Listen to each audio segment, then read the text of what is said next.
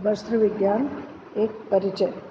जब हम वस्त्र विज्ञान की बात करते हैं तो हमारा ध्यान अपने रोज़मर्रा में पहनने वाले कपड़ों की ओर जाता है, परंतु जब हम कपड़ों का चयन करते हैं तो हम अपने घर के अंदर पर्दे, tapestry, cushion covers, bedsheets, towels सभी जगह हमारे कपड़ों का प्रयोग होता है।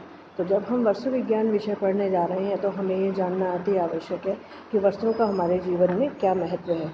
जब वस्त्रों के महत्व की हम बात करते हैं तो वस्त्र हमारे जीवन में शरीर के आवरण के लिए प्रयोग किए जाते हैं, मौसम से सुरक्षा देने के लिए प्रयोग किए जाते हैं, शारीरिक सौंदर्य और आकर्षण बढ़ाने के लिए प्रयोग किए जाते हैं। हमारे व्यक्तित्व का निर्माण भी कपड़ों के माध्यम से ही ज़्यादा माना जाता है। गृह सज्जा में सजावट के लिए वस्त्रों का प्रयोग होता है। औद्योगिक रूप से भी वस्त्रों का प्रयोग किया जाता है। उदाहरण के तौर पे किसी भी इंडस्ट्री में कपड़े को विभिन्न प्रकार से यूज़ किया जाता है। जैसे अब हम मेडिकल की बात करें, डॉक्टरों के यहाँ अस्पतालों में, तो गौज पट्टी, रुई, कॉटन, ये सब चीज़ें काम में ली जाती हैं। अपनी पहचान के रूप में भी हम कपड़ों को देखते हैं, जैसे कि एक डॉक्टर के कपड़े, एक नर्स के कपड़े, एक पुलिस वाले के कपड़े। इस प्रकार से हम पहचान के रूप में भी वस्त्रों का प्रयोग करते हैं।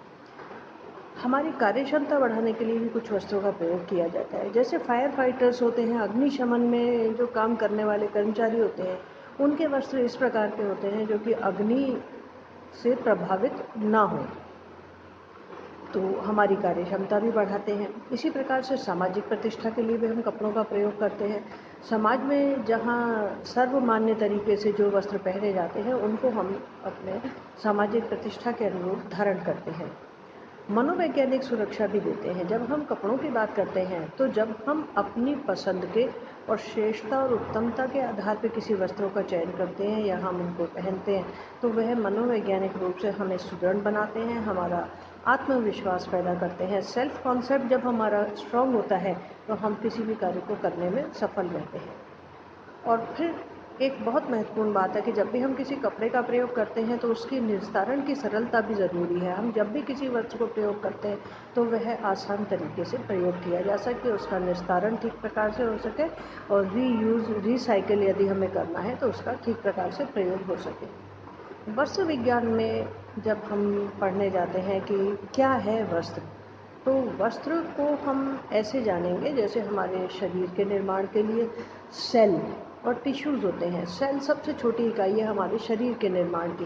जब हम मकान की बनाने की बात करते हैं तो मकान को हम ईंटों से बनाते हैं, तो ईंट सबसे छोटी इकाई है मकान के निर्माण की। इसी प्रकार से जब हम वस्त्र की बात करते हैं तो वस्त्र निर्माण के लिए सबसे छोटी इकाई है तंतु। तंतु वो है जिसको हम फाइबर भी कहते हैं।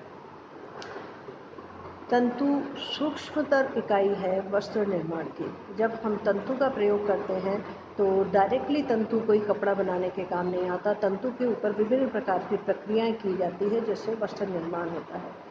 अब हम ये जानेंगे कि तंतु हमें मिलता कहाँ से है, कैसे मिलता है, हम उसका प्रयोग कैसे करते हैं। ये सब जानने के लिए हमें ये समझना ज़रूरी है कि जो तंतु हमें मिल रहा है वो कहाँ से है, उसके प्राप्ति के साधन क्या है। इसके लिए वर्गीकरण में जाना ज़रूरी है। जब हम वर्गीकरण की बात करते हैं तो तंतु हमें कहाँ कहाँ से प्राप्त होते हैं, इसके ऊपर हम ध्यान देंगे। तंतु हमें एक तो प्राकृतिक तरीके से मिलते हैं और एक कृत्रिम तरीके से। जब हम प्राकृतिक तरीके की बात करते हैं तो प्राकृतिक तंतु वो होते हैं जो प्रकृति में विद्यमान पदार्थ हैं उनसे मिलते हैं, जैसे कि पेड़ पौधों से मिलने वाले वनस्पतिक तंतु, जानवरों से मिलने वाले प्राणिज तंतु और खनिजों से मिलने वाले खनिज तंतु। और जब हम कृत्रिम की बात करते हैं तो उसमें मानव निर्मित और रासायनिक तंतु आते हैं।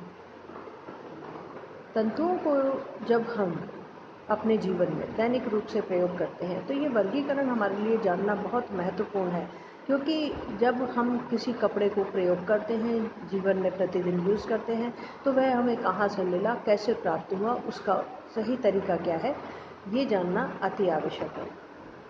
जब हमने वस्त्रों के महत्व की बात की थी तो वस्त्रों का महत्व हमारे लिए इसलिए भी इम्पॉर्टेंट है कि हम जब किसी भी कपड़े को पहनते हैं तो उसको समझना भी ज़रूरी है कि वो कहाँ से मिला, कैसे प्राप्त हुआ और उसका हम किस प्रकार से प्रयोग कर सकते हैं। अब अगले अध्याय में हम इस संबंध में बात करेंगे, जब हम डिटेल में वस्त्रों का तंतुओं का वर्गीकरण विस्तारपूर्वक पढ़ेंगे।